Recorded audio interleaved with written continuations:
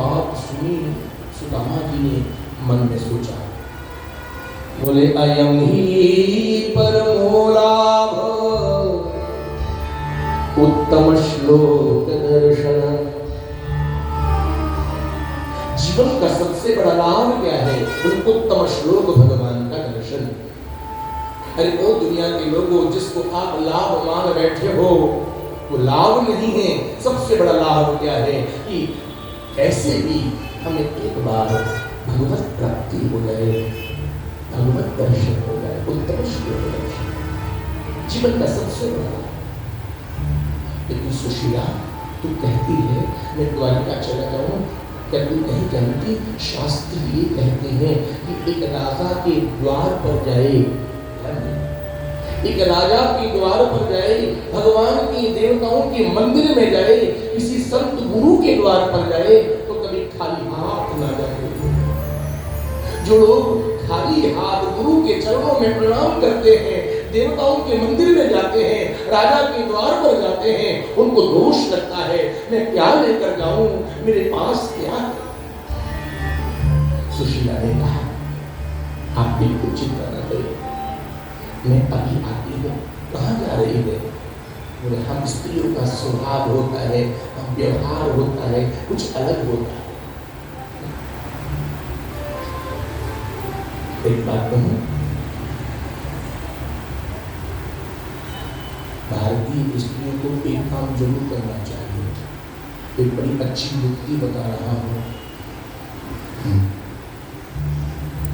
श्रीमान जी जब ऑफिस जाए या ऑफिस से आए, इधर उधर हो जाए तो चुपके से पता ही न चले और बस इधर उधर कर लेगा, इधर उधर कर लेगा, कोई दोष नहीं करेगा। आप अर्धांगिनी हो, पत्नी हो, ये चोरी नहीं कहलाएगी। क्यों?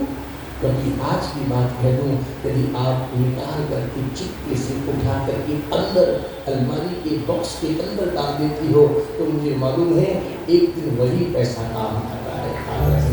तो श्रीमान जी परेशान होते हैं, दुखी होते हैं और जब झांकते हैं श्रीमती की ओर तो श्रीमती बड़ी युक्ति से निकाल करके ये लीजिए, मेरे भाई ने मेरे को दिए थे, लीजिए लीजिए, काम हो जाए, आपका काम बन जाएगा। वो समय पर काम, कोई दोष नहीं है। अच्छा एक रहस्य उद्घाटन करते। आज 70 वर्ष की अवस्था में सुशीला क्यों कहती है कि द्वारिका चले जाए?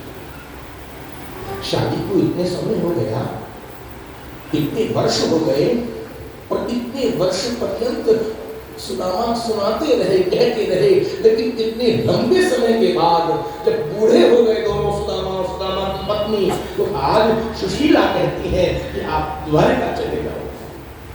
क्यों? इसीलिए ध्यान देना माता वो बंधु,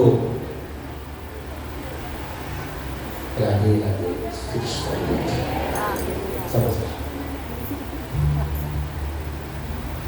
द्वारिकाधीश भगवान द्वारिका में स्वर्ण के थाल में जैसे ही भोजन पाने को हुए, जो निवाला उठाया द्वारिकाधीश कृष्ण ने अपने स्वर्ण के थाल से एकदम हाथ रुक गया।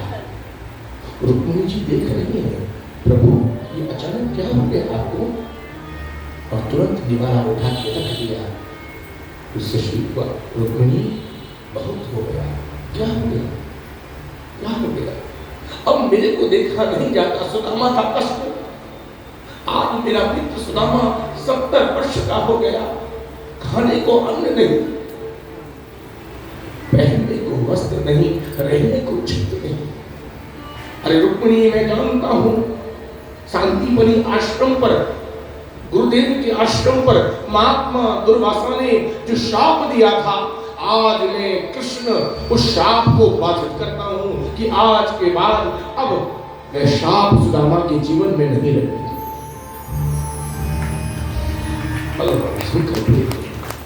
और जब भगवान ने संकल्प लिया कि अब बहुत हो गया, आज के बाद अब सुदामा के जीवन में दुर्वासा का शाप अब बाधित, अब काम नहीं करेगा।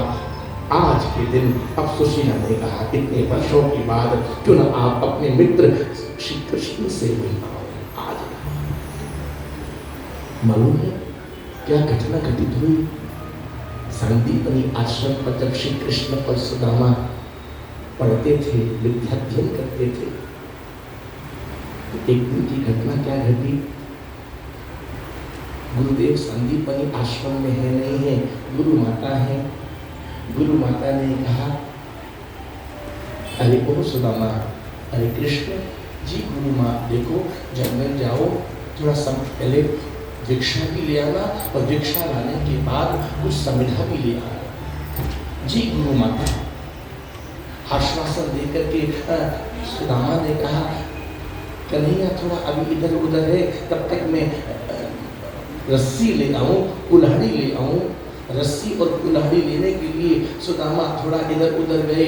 इतने में क्या हुआ कि दुर्वासा ऋषि आ गए और महात्मा दुर्वासा जी ने कहा, माँ कौन है? मैं महात्मा दुर्वासा, कुछ भिक्षा चाहिए, कुछ भिक्षा चाहिए।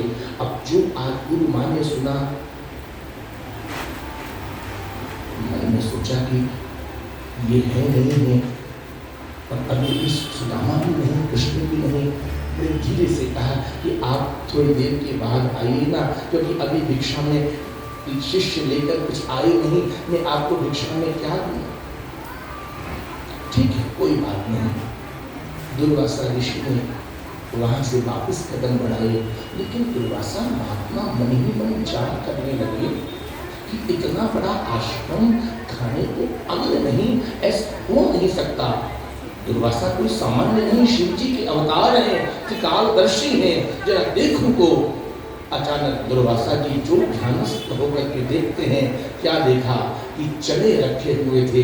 क्यों? ये चने गुरु माने कृष्ण और सुदामा के लिए, क्योंकि जंगल कुल्हाड़ी लेकर जाएंगे, परिश्रम करेंगे, भूख लगेगी तो चने खा लेंगे, वो चने उन दोनों के लिए रखे। महात्मा दुर्वासा देखते ही समझ गए कि घर में, आश्रम में चने हैं, और मेरे से ये कह दिया कि अभी भिक्षा लेने गए हैं दोनों शिष्य, उनको आने दीजिए, अभी घर में कोई अन्न नहीं है। महात्मा दुर्वासा